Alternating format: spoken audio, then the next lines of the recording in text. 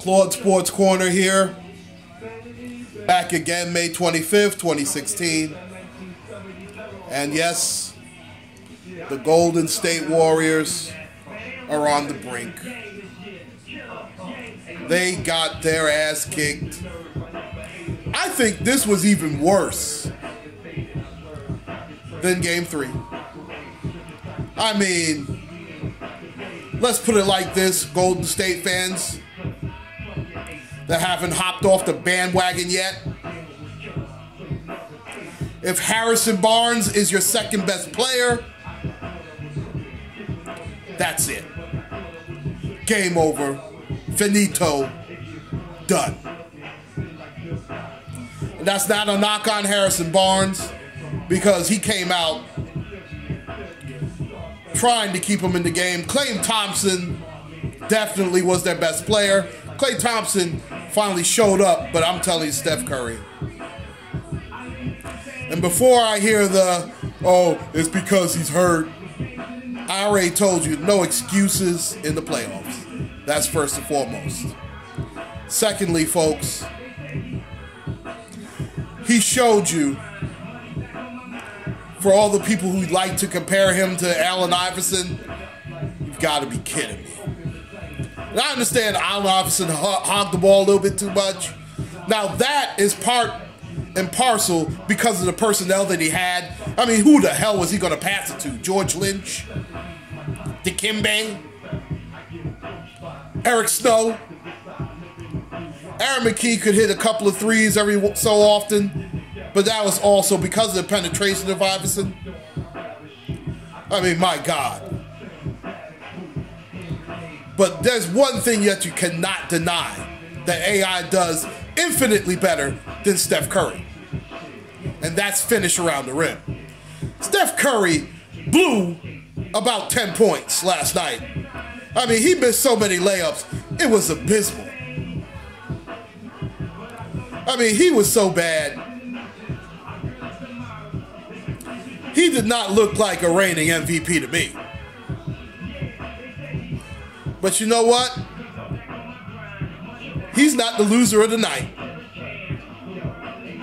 The loser of the night is Draymond Green. My God. He was so ineffective. I mean, he looked like he was lost out there last night. If you really want to look at it last night, if you had to go in order who was the best player, 1 through 4, and I'll say 1 through 5, Westbrook was number 1, Kevin Durant was number 2, and he didn't even play well last night. That's what made it even worse. He was 8 for 24, but to be fair, defensively, he was outstanding. His all-around game was magnificent. But number 3 was Klay Thompson. Number 4 was Roberson.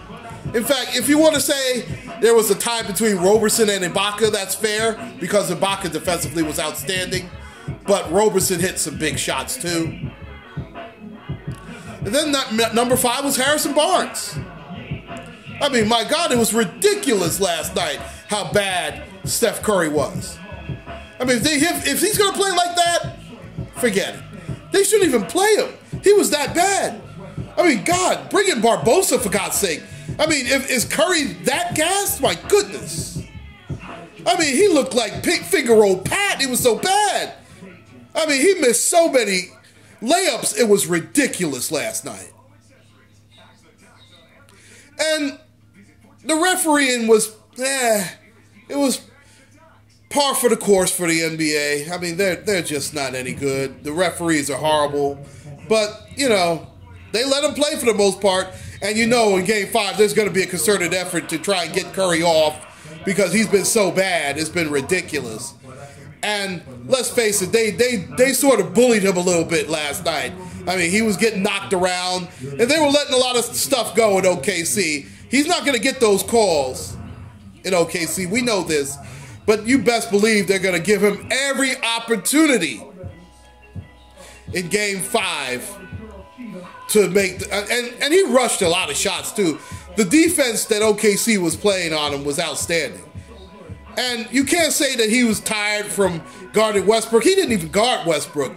And I'm shocked that Klay Thompson had the game that he had last night, because he did a lot.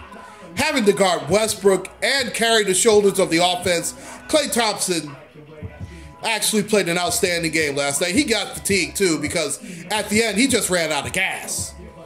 But Draymond Green was a non-factor. You might as well have Anderson Varejao in there, because he's an energy player too, but he can't stretch the floor like Draymond Green can. But if Draymond Green is going to do this, he might as well just sit on the bench. He was pathetic last night. And I'm shocked, because I really thought that he was going to come out and play well. Listen, if you're going to play the villain role, you better play it to the hilt. You can't play it as bad as he did last night. He was pathetic. Russell Westbrook is showing that he should have gotten at least a couple of votes. Listen, I have no problem with Steph Curry winning the MVP, but a unanimous MVP, Christ Jesus, he was not. That was an absolute joke. And Westbrook has proven it. You know, this is very similar to when Hakeem Olajuwon finished 4th in the MVP balloting against David Robinson eons ago, and he tore David Robinson a new one. I mean, it wasn't even close. Everybody talks about, and listen, he destroyed Patrick Ewing. Patrick Ewing had no business on the same court as him. But my God, he destroyed David Robinson. At least Shaq, even though they got swept, he held his own. It was just the other guys just didn't do as well. I mean, Shaq and Penny did their thing, but of course, the Nick Andersons and Dennis Scotts of the world did not. That Houston team is an underrated team. They had a good run. But I'm telling you, I don't see it. I don't see it. I don't see. You know what? I had said that they were going to win in 6. I don't think they're going to win another game. I think they're done. I think they can't wait for the season to end. And I don't want to hear the excuse about, oh, they went for the 73 and that wore them out. Listen, you're supposed to chase destiny. You're supposed to chase history. That's not the reason. The reason is Steph Curry can't finish around. Their defense, he's fatigued. He's worn down. Listen, physically, OKC is better. Their top 2 players are physically and skillfully better than the Golden State top 2 players. It's as simple as that. Well, that's the end of Claude Sports Corner for today. Speak to you soon. Take care and God bless.